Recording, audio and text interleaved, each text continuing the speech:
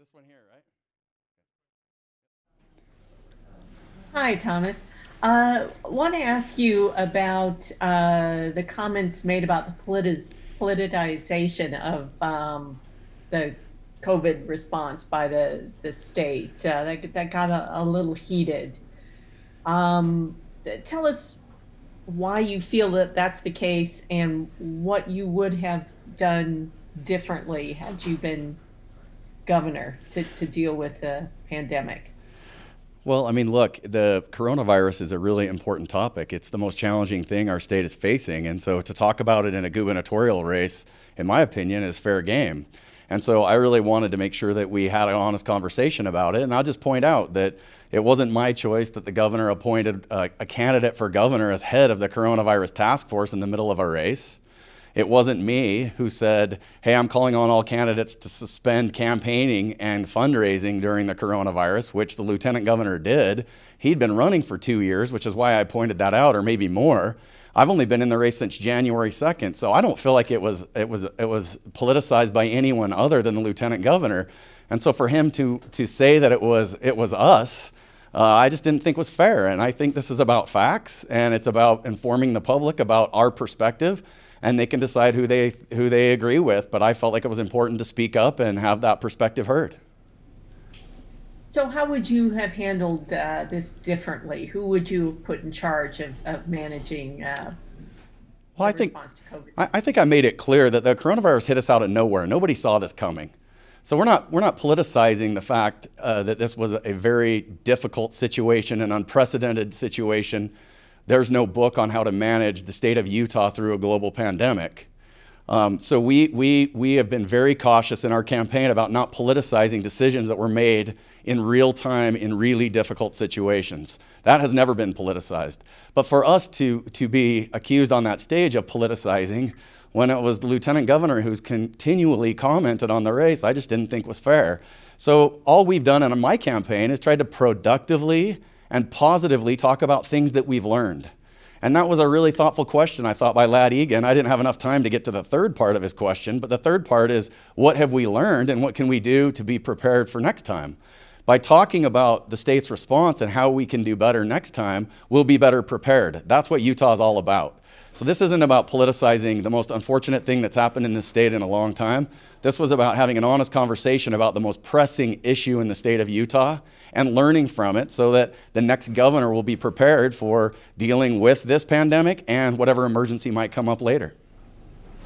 Would you have been in charge of your administration's response had this happened during a Wright governorship? I personally would not have delegated that to anybody. If I'm elected governor, the buck will stop with me. Something that's as pressing and as serious and as challenging as the coronavirus would have been kept in my domain, but that's just how I would govern. And see, Lisa, you're making my case. That is a fair question, and I'm not accusing you of politicizing the coronavirus. It's a fair question to ask a gubernatorial candidate, excuse me, what would he do or she do if he or she were in office? And so that's a fair question, and I have no problem answering it. I would be in charge of the coronavirus task force. I would stand in front of the cameras, and the buck would stop with me. Other questions? Talk a little bit about the protests that are happening. There's a peaceful one downtown right now, but over the weekend we all saw the pictures that it started out peaceful and did not end that way. Your thoughts on what happened? Protesting in our country is American. It's the most American thing that you can do. And I'm not going to tell anybody how they can and can't protest, but for me personally, when it crosses the line into destruction of personal property, arson, vandalism, hurting businesses that have honestly been hurt bad enough, I'm a business owner, my heart went out to them. I understand the George Floyd situation. My heart broke when I watched that video. I don't even know how to explain that to my children, but I will. And I want to have an honest conversation about what happened. People have the right to protest the way they want. That wasn't the way I would have done it. I don't believe in arson, vandalism, and the destruction of personal property. Those that do that will be held accountable for that, and they should be. But I want to have an honest conversation about racial inequality in our country. And as governor, I will do that. I will have that hard conversation. It won't be something that will be ignored.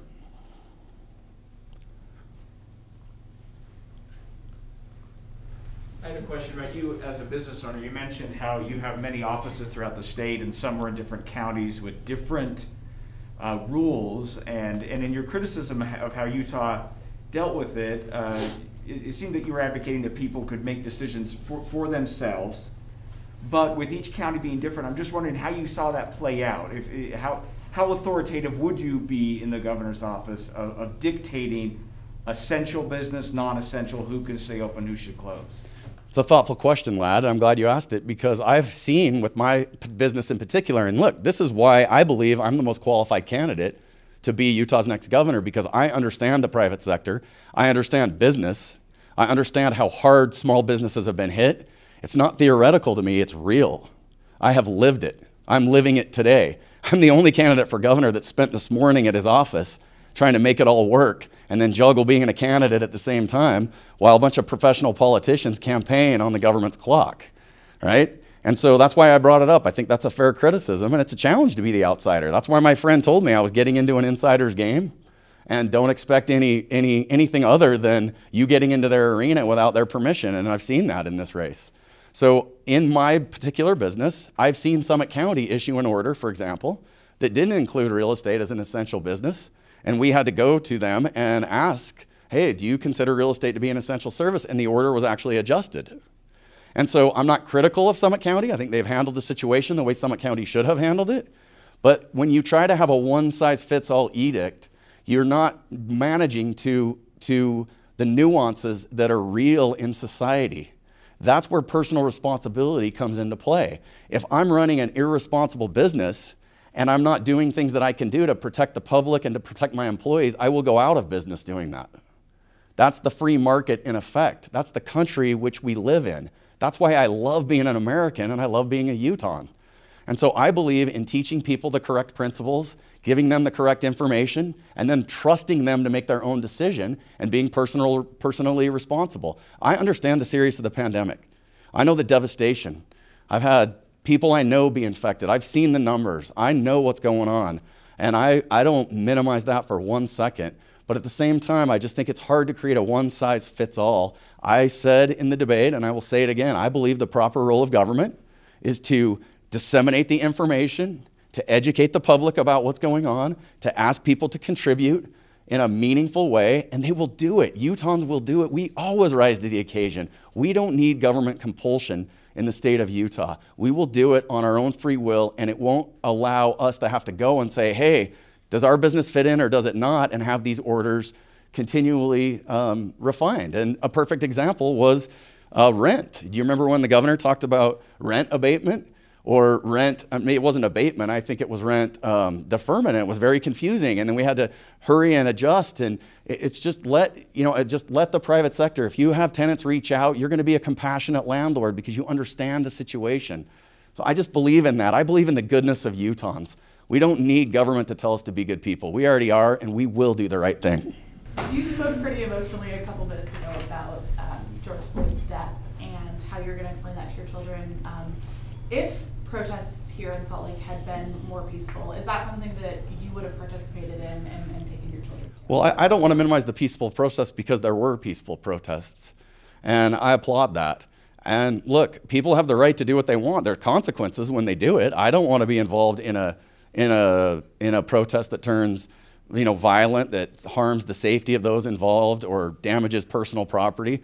But we live in a country where if people want to do that, they're going to pay the consequence. So the question was, how do I mean, would you want to participate in a peaceful protest? Absolutely. Absolutely. I want to be really clear on this as a Republican candidate for governor. I was very uncomfortable with what happened. I want to be a part of the solution. I want to listen. I want to learn. I want to be a governor that convenes roundtables of different people, that has really hard and difficult conversations so that we can move things forward and solve the problems that this country faces. I'm not afraid to do that.